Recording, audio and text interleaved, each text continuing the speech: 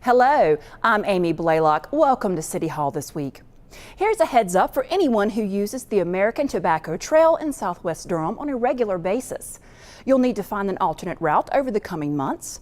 Work on the final phase of the trail in Durham is set to begin in June and will be focused on the area between Highway 54 and the Chatham County line. The final phase of the Durham Tobacco Trail will start from the NC 54 intersection near Fayetteville and continue south about 4 miles all the way down the Chatham County line. This will include a trail that will be about 10 feet wide of asphalt, 2 foot wide on either side of gravel, and outside of that we have about 3 foot of grass on top of that. So all in all, it will be about 20 feet wide. We will also be able to accommodate horse traffic on the southern portion of the trail from Scott Keene Road south to Chatham County with an extra 6 foot wide section of gravel.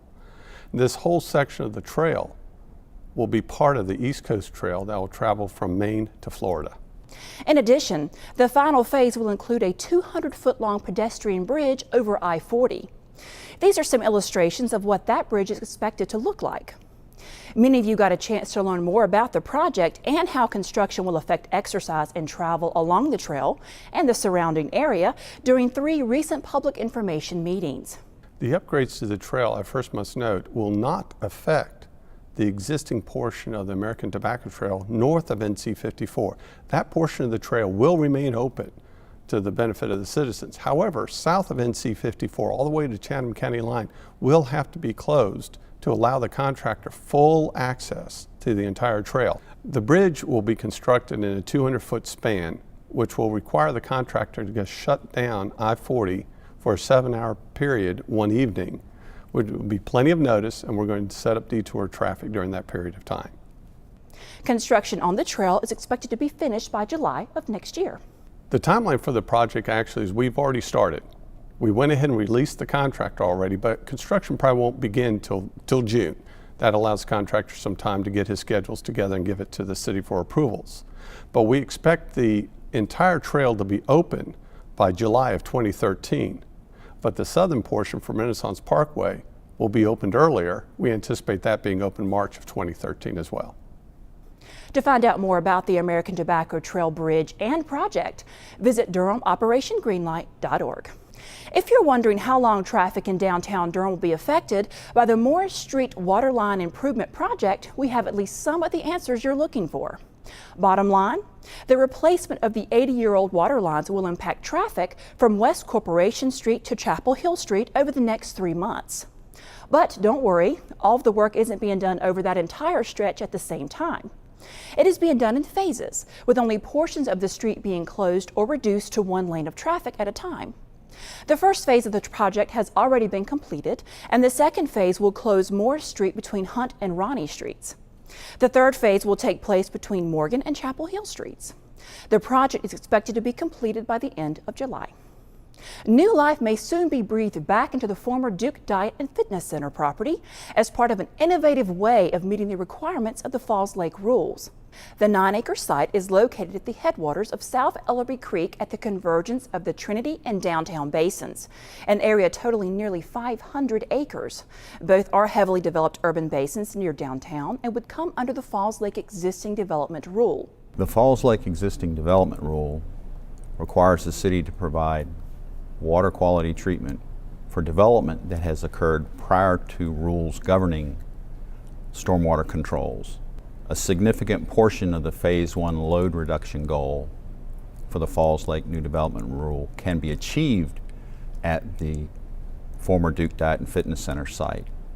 The City Council learned during its May 10th work session why the site is an excellent location to build a large regional stormwater retrofit project. The site, in particular the building, is located within the FEMA floodway, which is the path of the flood. The entire site, the 9.1 acre site, is located within the FEMA floodplain, which is the 100-year floodplain.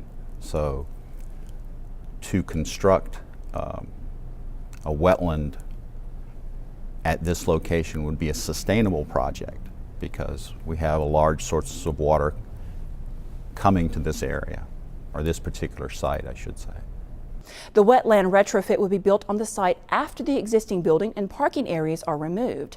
By increasing the temporary stormwater storage volume at this location, it would allow time for the plants, the native plants that we would install at this location, to uptake the nitrogen and phosphorus that's in the stormwater. Other benefits of this particular project will reduce flooding downstream along South Ellerby Creek. Additional features that we would incorporate into the project would include viewing areas, connection of those viewing areas to the South Ellerby Creek Trail, interpretive signing so people using the trail and sitting in the viewing areas would learn and understand what the wetland is there for and what its purpose is.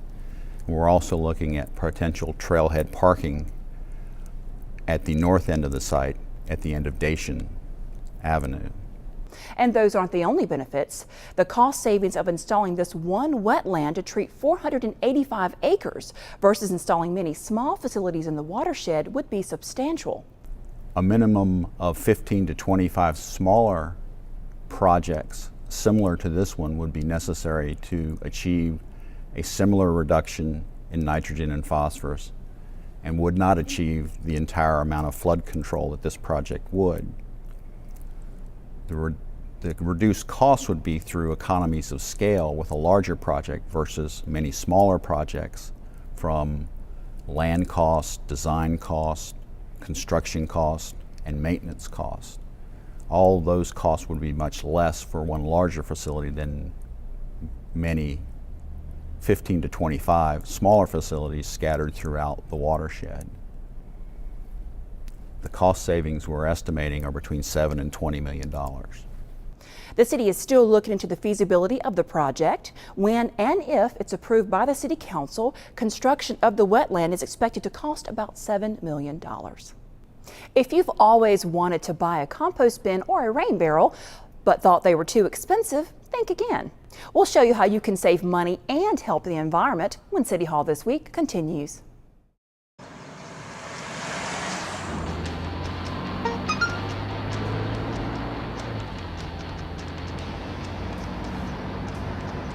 The average text takes your eyes off the road for nearly 5 seconds.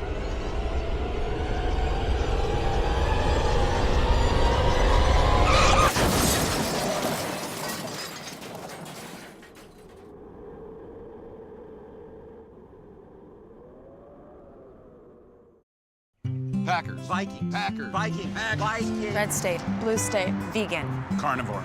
We come from different places. Uptown. downtown. Optimist. We come to different conclusions. Half empty. Half full. But when we live united, we create real, lasting change in the building blocks of life. The education, income, and health of our communities, Live. our families, United. even the person next to us. Live united. Real change won't happen without you. So give, advocate, volunteer, live united. Sign up at liveunited.org. Welcome back. The Durham 911 Center has extended its Text to 911 trial period for Verizon wireless customers. The Text to 911 technology allows Durham residents and visitors who are also Verizon wireless customers to send a text message to 911 for emergency help. The technology has been used in Durham as part of a trial program since last August. That trial period has now been extended until the end of July. The texting trial is specifically designed for two types of emergencies: to help potential victims who can't afford for someone to hear them make a 911 voice call, as well as for deaf or hard of hearing residents who may be unable to speak to a telecommunicator. Again, though, the texting function should only be used for emergency situations. If you're looking for a way to save money and help Durham's environment, you'll want to mark your calendar now for the upcoming Less is More Truckload sale for compost bins, rain barrels, and truck bed tarps. The event will be held on Saturday, May 26th from 8 a.m. until 2 p.m. in the Sears parking lot at Northgate Mall. The goal is to offer these cost-saving and environmentally friendly supplies at a reduced price to the general public. The rain barrels will cost $58, the compost bins will cost $47, and the truck bed tarps will be available for a $1 cash donation for truck owners only. Compost bins and rain barrels must be paid for by check or credit card. No cash will be accepted except for the truck bed tarp donation. According to Keep Durham Beautiful, a co-sponsor of the event, families and businesses that use all three of these products will see a significant impact in roadside litter, their water bills, and the environment. Here's a reminder now about how the city's schedule will be affected by the upcoming Memorial Day holiday. Most city offices will be closed on Monday, May 28th. Collection of all solid waste services, which includes garbage, recycling, yard waste, and bulky items, will be delayed by one business day for the entire week. Collections for yard waste and bulky items on Friday, June 1st will occur instead on Monday, June 4th. For more information on other closings due to the holiday, visit the city's website or call Durham One Call at 919-560-1200. Offering recognition to Durham's unsung heroes, we'll introduce you to one such city employee who impacts many of our lives whether we know it or not, when City Hall This Week continues.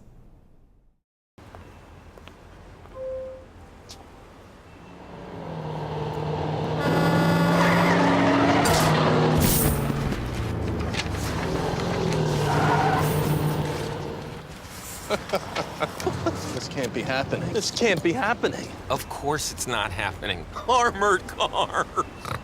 Listen, having money isn't about luck. Make your own coffee, save $1,000 a year. Feed me. Feed the pig.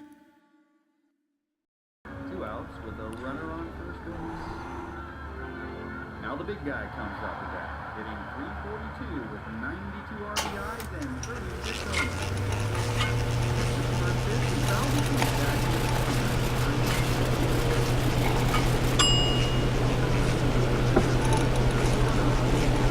Chill raw and prepared foods promptly. 1 in 6 Americans will get sick from food poisoning this year. Keep your family safer. Check your steps at foodsafety.gov. Welcome back. Hundreds of Durham City employees quietly go about doing their jobs with excellence every day. While it's difficult to recognize all of them, we do want to take a moment in this week's We Care segment to pay special tribute to a member of our city-county inspections team. Roland Terry's outstanding work is being acknowledged not only by his colleagues, but by those he serves as well. I wanted to bring it to your attention that Roland Terry has been one of the reasons why we have been so successful getting this project out of the ground. Roland is very tough on his watch, but very fair in regards to our inspections, and he's always professional in every regard. Sometimes the good people aren't recognized, and we wanted to let you know how impressed we are. Roland is one of our electrical inspectors in the City County Inspections Department. We inspect for anything from a bird house to a 20-story building, all of it. He's a great employee. He's been with the city for over 29 years now, so that's a lot of dedicated service to the citizens. He's a conscientious employee. He's considerate of other people. He puts other people before himself all the time, and that's what makes him so great with his customer service skills. I've been on the receiving end of poor customer service before. I like to treat people the way I want to be treated. Put yourself in your customer's place and, look at things from their perspective. Our department has to be funded by cost recovery, so our revenues coming in from our permit fees have to cover the cost of our operation. And when the economy turned down with the recession, our revenues weren't coming in as strong, and we had to have some reduction in force. And what that meant was that we didn't get funding approved for some of the inspector positions. So when Roland found out that a couple of inspectors were going to be losing their positions, he actually came to me and asked to talk to me. And he came in, I wasn't sure what it was going to be about. And he came to me and said, "Gene, I'm thinking about going ahead and retiring." And I thought just normal retirement, but he was actually talking about taking early retirement, and so that he could actually free up some spaces for some of the younger employees to have an opportunity to have a job. Now that speaks volumes of his character. I've always had this philosophy on job sites that, I'm apt to make a mistake at any time. I made great, more than my share of mistakes. But when you mess up, and if you try to be nice to the people that you're working with, it makes it a lot easier. I'd love to find a way to be able to take your customer service skills and bottle it up and just be able to spread that out over all of the city employees, over all of us. What I would like to say, Roland, is I thank you personally for your great dedicated service to the citizens and to the city and to the City County Inspections Department. And I challenge you just to keep up the great work. I appreciate it, I really do. It means something to me, it really does. It doesn't go unnoticed. And finally, we want to let you know about more ways you can find out about all the city's latest news. Be sure and like us on our new Facebook page and follow us on Twitter. Those links are listed on your screen and can also be found on the Public Affairs homepage on the city's website. And of course, you can still find us on demand at durhamnc.gov/DTV8. That does it for this edition of City Hall This Week. I'm Amy Blaylock. Thank you for joining us.